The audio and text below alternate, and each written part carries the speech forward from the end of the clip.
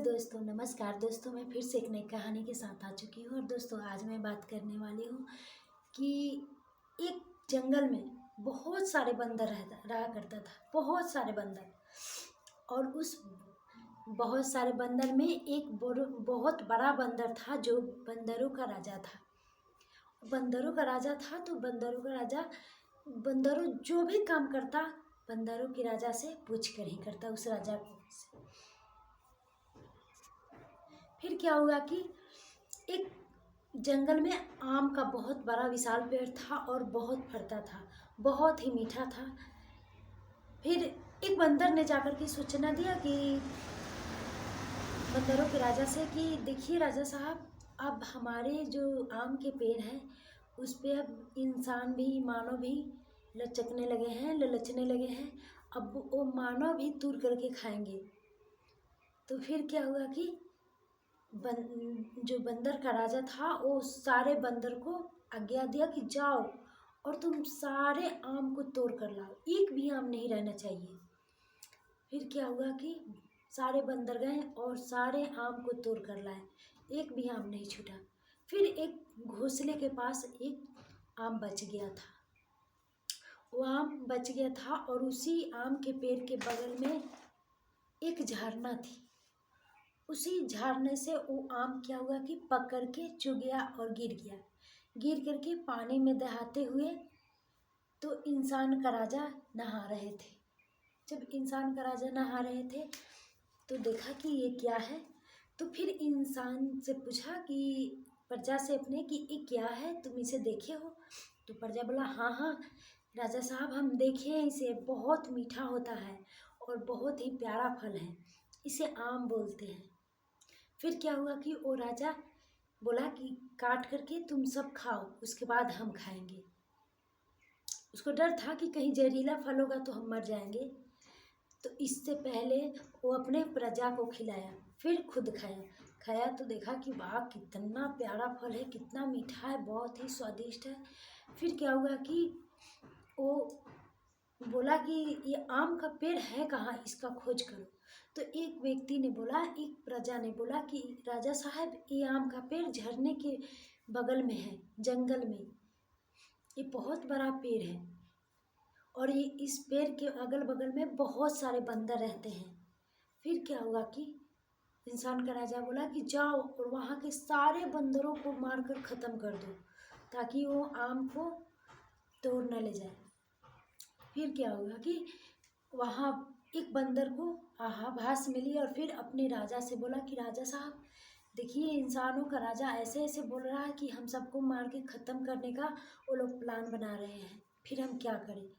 तो वहाँ बंदरों का राजा ने क्या किया कि ठीक है, हम सब यहाँ से भाग चलते हैं, झरने के उस पार चलेंगे।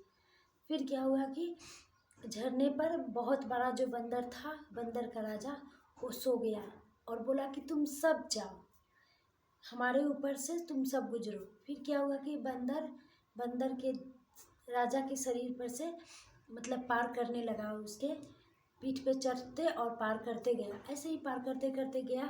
एक जो बंदर में था, एक जो बहुत ही गुस्सैल था और राजा से जलता था, वही बंदर क्या हुआ कि एक नुकीला लकड़ी लिया और क्या हुआ कि पार करते समय उस बंदर को घोंप दिया, उसके गर्दन में घोंप दिया।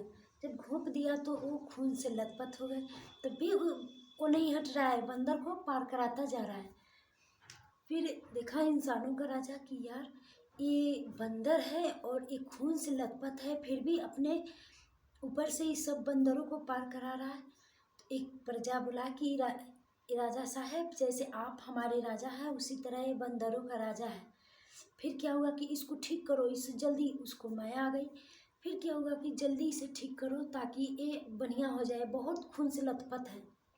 फिर क्या हुआ कि वो लोग अपने थी से वैद्य को बुलाएं और मलहम पट्टी करवाने लगे और दवाइयाँ करवाने लगे। बंदर थोड़ा सा बोला तो राजा पूछा कि तुम राजा हो?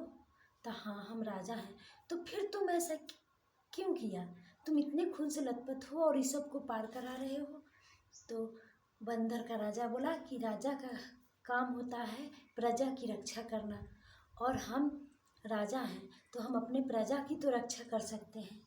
इतने में ध्यान खुला राजा का कि हम मानव होकर कुछ समझते नहीं, ये जानवर होकर कितना समझा। हम मानव होकर अपने पहले प्रजा को देते हैं फल की पहले तुम चखो, ये जहरीला तो नहीं है, और बाद में हम खाते हैं। लेकिन ये जानवर का राजा होकर एक क्या किया, एक खुद पहले अपने जान की परवाह नहीं किया और अपने प्रजा को बचाया। दोस्तों, इस कहानी से हमें यही सीख मिलती है कि वो राजा जानवरों का राजा और इंसानों का राजा नहीं, बल्कि हम और आप हैं जो अपने लिए जीते हैं, सिर्फ अपने लिए जीते हैं। दूसरों के लिए कभी सोचते नहीं कि कौन क्या है। और ईश्वर ने हमें अच्छा बनाया है तो हम दूसरों के लिए भी जीना सीखें, दूसरों के लिए भी कभी सोचें कि दूसरे कैसे जिएंगे, कैसे रहते हैं, कैसे रह रहे हैं, उनका भी सेवा करें। सो थैंक यू दोस्तों, हमारे वीडियो को फॉलो दीजिएगा, हमारे वीडियो पे बने रहिएगा। दोस्तों, हमें इस कहानी से यही सीख मिलती है कि हम अपने घर में या कहीं भी, हम जब अपने घर में हैं तो अपने घर में हर व्यक्ति का ख्याल रखना चाहिए। और वो इंसानों का राजा और जानवरों का राजा नहीं, वो राजा हम और आप हैं। जो जिस घर में है उस घर में हम अपने से पहले हम अपने माँ बाप, हम अपने बाल बच्चे, हम अपने घर की फैमिली की रक्षा करें, उसके बाद में खुद के लिए सोचें। दोस्तों, इस कहानी से कैसी सीख मिली आप सब कमेंट में बताइएगा, हमें फुल वॉच दीजिएगा। So thank you.